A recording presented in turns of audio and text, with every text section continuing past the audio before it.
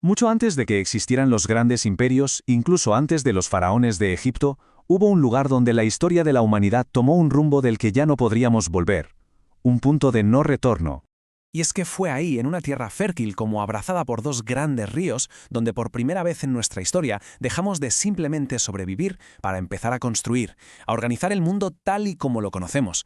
Ese lugar, claro, fue Mesopotamia. Para entender por qué todo empezó justo ahí, lo primero es mirar el mapa. Hay que entender la geografía que, literalmente, dio forma a la civilización.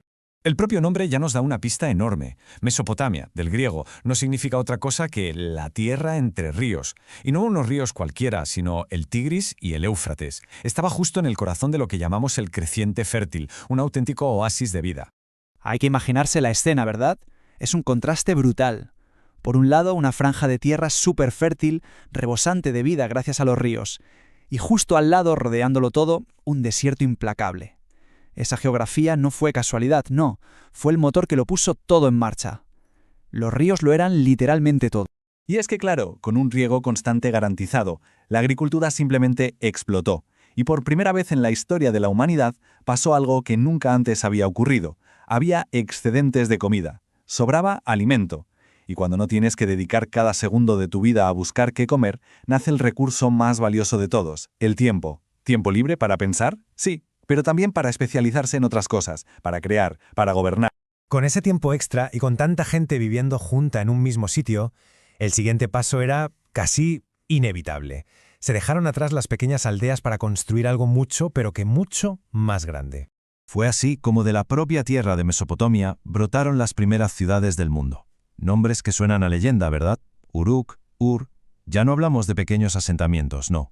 Eran centros urbanos enormes, con sus murallas, sus templos y miles de personas aprendiendo a vivir juntas. Claro, vivir a esa escala lo cambió absolutamente todo. Por primera vez hicieron falta gobernantes que dirigieran el cotarro, leyes para poner un poco de orden, un comercio organizado para que todo fluyera. Y sí, también aparecieron las clases sociales. La sociedad, en esencia, acababa de nacer.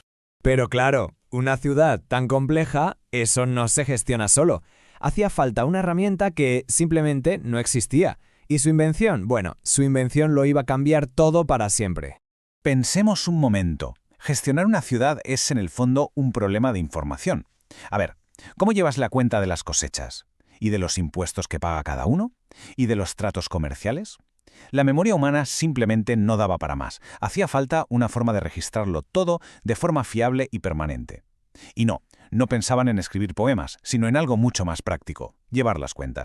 Y la solución que encontraron fue esto: la escritura cuneiforme, el primer sistema de escritura de la historia de la humanidad. Sencillo, pero genial. Con una especie de punzón hacían marcas con forma de cuña sobre tablillas de arcilla blanda. Luego las dejaban secar al sol y listo, registro permanente. Y aquí está la clave de todo, lo que es verdaderamente revolucionario. Con la escritura, el conocimiento de repente se podía guardar, se podía transmitir y acumular de una forma que antes era sencillamente impensable. Ya no se dependía de la memoria, que es frágil y se va con cada generación. Este es, ni más ni menos, el momento exacto en el que dejamos de tener que imaginar el pasado para poder empezar a leerlo. Es justo aquí, con estas humildes tablillas de arcilla, donde termina la prehistoria. Y donde, por fin, comienza la historia. Claro que meter a miles de personas a vivir juntas, codo con codo, dentro de unas murallas, pues trajo un nuevo problema, claro, el conflicto. La pregunta, por tanto, era obvia. Con tanta gente, cada uno con sus intereses, sus propiedades, sus disputas, ¿cómo se evita que todo acabe en un caos absoluto? ¿Cómo se mantiene el orden? Pues la respuesta fue tan ingeniosa como la propia escritura: poner las leyes por escrito. Que no fueran reglas que cada uno interprete a su manera, no. Un código grabado, visible para todos. El más famoso que nos ha llegado es el Código de Hammurabi, que fijó en piedra los derechos, los deberes y los castigos para todos, desde el campesino hasta el noble. Y ojo, que hoy muchas de esas leyes nos parecen durísimas, pero la idea de fondo era revolucionaria y sigue siendo la base de todo. Una sociedad, para funcionar, necesita reglas, reglas claras y que todo el mundo conozca. Pero es que la cosa no se quedó ahí. El ingenio de esta gente fue increíble. No hablamos solo de las ciudades o la escritura. Es que de Mesopotamia hemos heredado cosas que usamos todos los días. La rueda, los primeros sistemas de pesos y medidas, los calendarios para organizar el tiempo, el comercio a gran escala. Es que los cimientos de nuestro mundo moderno, en gran parte, los pusieron ellos. Y todo esto nos lleva a la gran pregunta, ¿no? ¿Cómo es posible que todo esto haya llegado hasta nosotros? Porque, y esto es importante, la civilización mesopotámica era, en realidad, muy frágil. Pensemos en Egipto, por ejemplo. Estaba blindado por desiertos y por el mar. Era muy difícil llegar hasta allí. Mesopotamia, en cambio, era una llanura abierta. Un blanco perfecto. Y de hecho, fue invadida una y otra vez. Sus ciudades fueron conquistadas y arrasadas muchísimas veces. Entonces, ¿cómo es que su legado sobrevivió?